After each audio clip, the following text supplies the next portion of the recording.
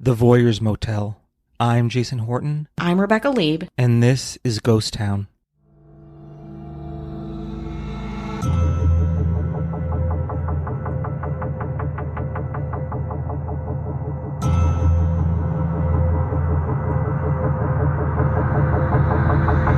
Hey everyone, Rebecca here. If you're a listener, I'm sure you're aware that Halloween is fast approaching.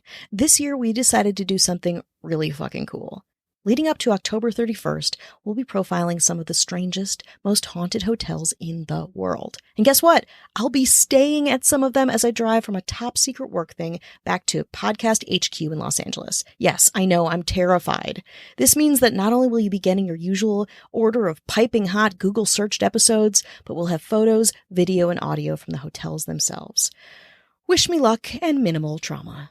Well, this one is just chilling. An Aurora motel owner watched his guests in some of the most intimate moments without them even knowing this. Now, this wasn't just once. It went on for decades. That's me walking down Colfax in Denver, Colorado, towards the Aurora Hotel, which was once the Manor House Motel. It looks pretty unimpressive. This hotel was, for decades, the voyeuristic sex playground of owner Gerald Foos, who was befriended by a journalist for his sex studies, among other hotel adventures, and were eventually exposed to the world. This is the story of Gerald Foos and the Manor House Motel. Gerald Foos was born in the 40s to German-American farmers in a small town called Alt, about 65 miles outside of Denver. His upbringing was very American, raised with kind-hearted people around him, but sexually repressed people, in his words. Foos himself seemed very into sex from a very young age, and observing the sexual identities of others. His mom, for example, got dressed every morning in her closet, and he never witnessed either of his parents exhibiting an interest in sex at all, he said. And so, being very curious about sex, even as an early adolescent, with all those farm animals around, how could you avoid thinking of sex? I looked beyond my home to learn what I could about people's private lives. And oh boy, did he lean into that. On January 7th, 1980, New York journalist Gay Talese received a handwritten special delivery letter from an unidentified person, Foos. It said, "Dear Mr. Talese, since learning of your long-awaited study of coast-to-coast sex in America, which will be included in your soon-to-be-published book, Thy Neighbor's Wife, I feel I have important information that I could contribute to its contents or to contents of a future book." Talese writes a lot about psychology and human sexuality. Thy Neighbor's Wife is about the hidden sex lives of Americans. Foos goes on to describe the motel he'd owned for over 10 years. The reason for purchasing this motel was to satisfy my voyeuristic tendencies and compelling interest in all phases of how people conduct their lives, both socially and sexually. I did this purely out of my unlimited curiosity about people and not just as a deranged voyeur. He explained that he had logged an accurate record of the majority of the individuals that he watched and compiled interesting statistics on each, i.e., what was done, what was said, their individual characteristics, age and body type, part of the country from where they came, and their sexual behavior. These individuals were from every walk of life. He says, "I have seen most human emotions and all their humor and tragedy carried to completion. Sexually, I have witnessed, observed, and studied the best first-hand, unrehearsed, non-laboratory sex between couples, and most other conceivable sex deviations during these past 15 years. My main objective in wanting to provide you with this confidential information is the belief that it could be valuable to people in general, and sex researchers in particular." The letter goes on to say that Foos himself sucks at writing and didn't want to be discovered. So he invites Talese to Colorado to give his motel a look. So Talese puts the letter aside and really takes in what a gigantic admission, violation, etc. that he's just read. But he's also intrigued. Foos' research was oddly similar to Talese's in his book. He had, for example, kept notes while managing massage parlors in New York and hung out with swingers at a SoCal nudist commune. Of course, the big difference was that Talese actually got consent. Talese was planning to be in Phoenix later that month, so he stopped over in Denver, where Foos met him at the Denver airport baggage claim. Talese's first impression of Foos was that he was friendly and normal looking. He was in his mid-40s with glasses and around 6 foot tall, wearing a tan jacket and an open-collar dress shirt that seemed a little bit too small. Talese then agreed to stay at the motel for a couple of days. "We'll put you in one of the rooms that doesn't provide me with viewing privileges," Foos said, smiling. Talese signed a document saying he wouldn't identify Foos by name or publicly associate his motel with whatever information he shared. Talese, however, had already decided that he would absolutely write about Gerald Foos if he were to write about him at all, which he wasn't planning to do. He was just curious about this man and his bizarre, grotesque experiment. On the way from the airport to the motel, Foos got right into it, describing his first voyeuristic experience. When he was 9, his 29-year-old aunt walked around nude in her bedroom at night with the shutters open, and Gerald, who lived next door, would watch for an hour or so every evening. Cute.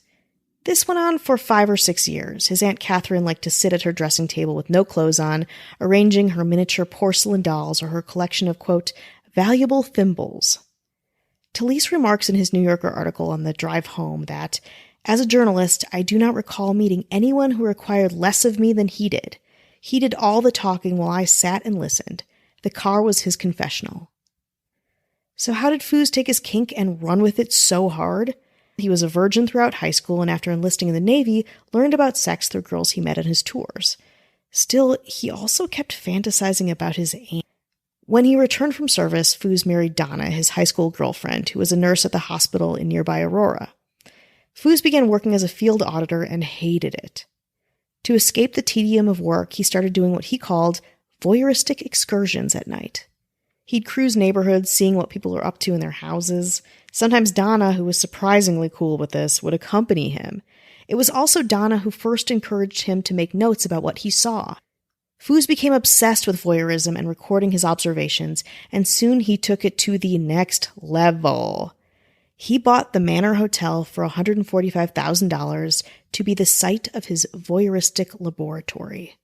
It was perfect, discreet with a high roof, high enough for him to walk upright across the attic floor, making it possible to create a viewing platform to peer into a swath of guest rooms below. It took him months to make the motel's viewing vents in the top of the viewing rooms. He'd initially considered installing two-way mirrors in the ceilings, but he thought it would be too incriminating if discovered. With Donna's help, of course, Foos would secure the screen to the plywood floor and rafters with long flathead screws. He then put 3 layers of shag carpeting over a central strip of the attic floor so no footsteps could be heard. Foos started watching guests in the winter of 1966. Sometimes he'd be intrigued, sometimes bored, sometimes it was so hot that Donna would come watch with him and the two would have sex. Sometimes Donna would just bring him a snack before her nursing shift. He never felt guilty, but Foos did feel a constant fear of being found out. He stood by the fact that what he did in the attic was innocent. He said that he was indulging his curiosity within the boundaries of his own property, and because his guests were unaware of his voyeurism, they were not affected. Donna would sign guests in, and the ones she deemed attractive would go into the viewing rooms. The 9 non-viewing rooms were saved for families or individuals or couples who were just not so appealing. After saying goodnight to his mother-in-law and 2 kids, Foos and Talese got into a utility room and went up a blue ladder. There in the attic was the pitched roof and the carpeted catwalk about 3 feet wide, extending over the ceilings of the 21 guest rooms. The two crawled towards the lights of one of the vents where a couple was having sex. As Talese bent his head down to look, his tie dangled into the motel room right next to the woman who was having sex's head. Foos grabbed him and yanked him back up to the roof. Embarrassing, of course, but the next day Foos didn't seem to be bothered by it. He showed Talese his manuscript that day, all of his notes that he called the Voyeur's Journal. He promised to send these to Talese in New York, which he does. Well, only 19 pages, but what pages they are. Let's talk about them after the break. It looks like fall is already here. People are headed back to school and the office. For me, I'm looking forward to the spooky season, and as usual, playing Best Fiends. Best Fiends is my go-to when I need a break from researching true crime and the paranormal. Best Fiends is that perfect travel companion for that much-needed break. You can take Best Fiends with you everywhere, and it doesn't require Wi-Fi, so no excuses. Collect more of your favorite cute characters as you try to defeat one more challenging level. I've personally made it past level 700, and Best Fiends has over 5,000 levels, so the fun is endless. It's the gift that keeps on giving. Every time you play, there's always something new to experience. Make the most of your downtime, and spend some time with Best Fiends. Download Best Fiends free on the Apple App Store or Google Play for free today. That's friends without the R. Best Fiends. Hi, hello, how are you doing? Hello. We hope you are well. We want to say thank you for listening. Thank you for supporting the podcast. Thank you to our patrons and to our government. The mayors, Ashley Matson. Hello. David Bull. Hello. Joshua Lambert. Hello. Dara Rosenzweig. Hello. And James Harrington. Hello.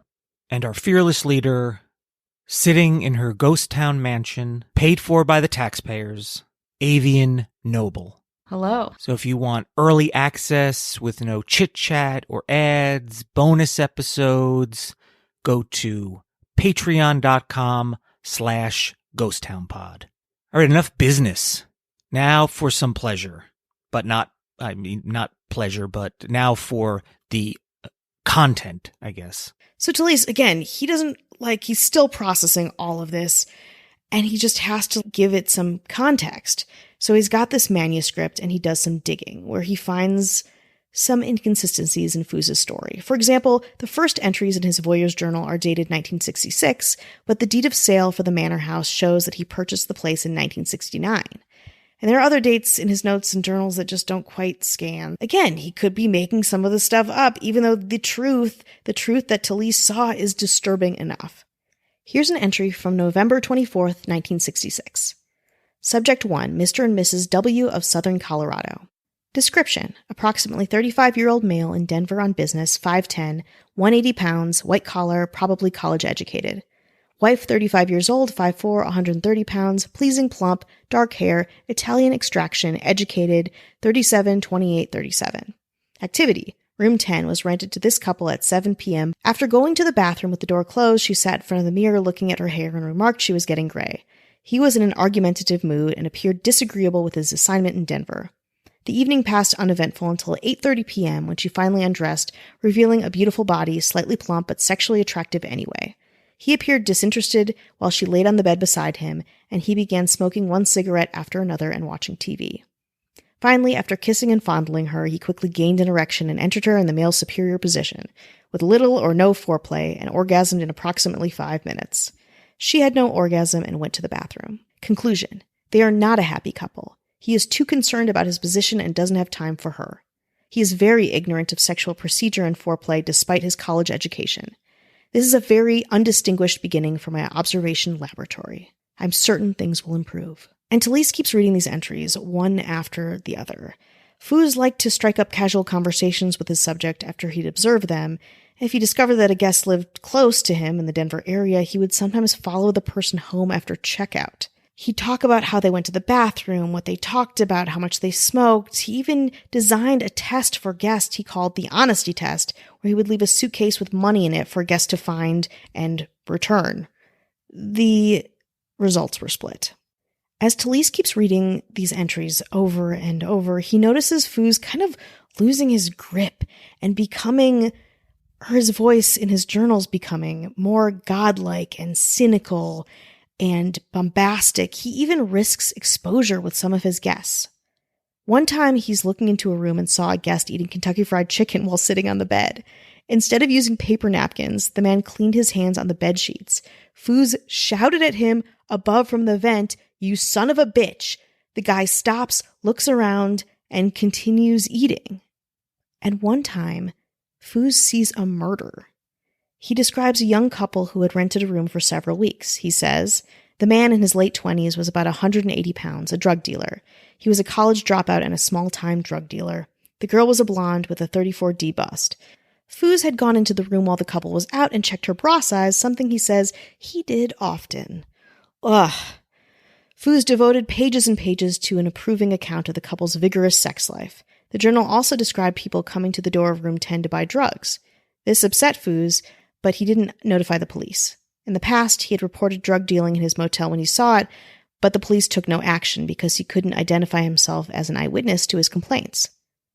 One afternoon, Fooz flushed the rest of the guy's drugs and marijuana down the toilet. He had done this before with no repercussions. This time, the man accuses his girlfriend of stealing the drugs. The journal continues. After fighting and arguing for about 1 hour, the scene below the voyeur turned to violence. The male subject grabbed the female subject by the neck and strangled her until she fell unconscious to the floor. The male subject then, in a panic, picked up all of his things and fled the vicinity of the motel. The voyeur, that's Fooz, without a doubt, could see the chest of the female subject moving, which indicated to the voyeur that she was still alive and therefore okay. So the voyeur was convinced in his own mind that the female subject had survived the strangulation assault and would be all right, and he swiftly departed the observation platform for the evening. Foo's reasoned that he couldn't do anything anyway because at the moment in time he was only an observer and not a reporter and really didn't exist as far as the male and female subjects were concerned. The next morning, a maid ran into the motel office and said a woman was dead in room 10. Foos wrote that he immediately called the police. When the officers arrived, he gave them the drug dealer's name, his description, his license plate number. He did not say he had witnessed the murder. At this point, Talise is pretty sick of reading and just over this whole story, as am I. Foos still keeps writing Talise with new information and updates. One guest has committed suicide, a 500-pound man had suffered a fatal heart attack, and firefighters had to remove him from the window. In March of 1985, after a long silence, Foos wrote to say that Donna died. Foos also said that he was dating a new woman, one who was also happy to help Foos' voyeuristic experiments. Where does he find these women? In 1991, Foos bought a second motel down the street, the Riviera. He installs 4 faux ventilators in the bedroom ceilings there, but the Manor House was still his primary hotel. 5 years later, though, Foos sold his motels and bought a ranch in the Rockies, splitting his time between it and a house on a golf course in Aurora. And he had a new interest, government and corporate surveillance. Here are my thoughts on the hotel, again, 20, 30 years after it was kind of renovated, became something else. Now, of course, the Aurora Hotel. In 2013, 33 years after Talise met him, Foos told Talise he was ready to go public. He was 78 years old. Talise was excited, mostly because he could possibly bring a murder to justice. But when Talise called the Aurora Police Department, they had no such record of that murder. This haunted Talise, but he wasn't alone. After Foos' story went public, again, it was fascinating, horrifying. There was public outrage. But, of course, as entertainment does, his rights were sold to Steven Spielberg and then Sam Mendes to create a movie about his story. But then a reporter discovered that Foos hadn't owned the hotel for part of the time recorded in his journals. Talise, of course, was freaking out because he was writing a book about Foos at Foos' encouragement. By going off the letters and the word of Foos, Talise wasn't really being journalistic about it. He was so invested for decades in this story. Their relationship became much more strained. The book did come out, though, and afterwards Foos discredited a lot of the information that was in the book. A documentary film about Foos was released on Netflix on December 1st, 2017, with the title Voyeur. Talise appears in the film, and his story, Foos' story, remains as complicated as it is disturbing. This documentary is really good. It really brings up a lot of what we've talked about here in the podcast, but to see it is a lot more intense. The question remains, why did he do this? Sex? Compulsion? Having some kind of perverse purpose to his life? Maybe, says Talise, quote, he's hoping to come clean 30 years later and find some redemption.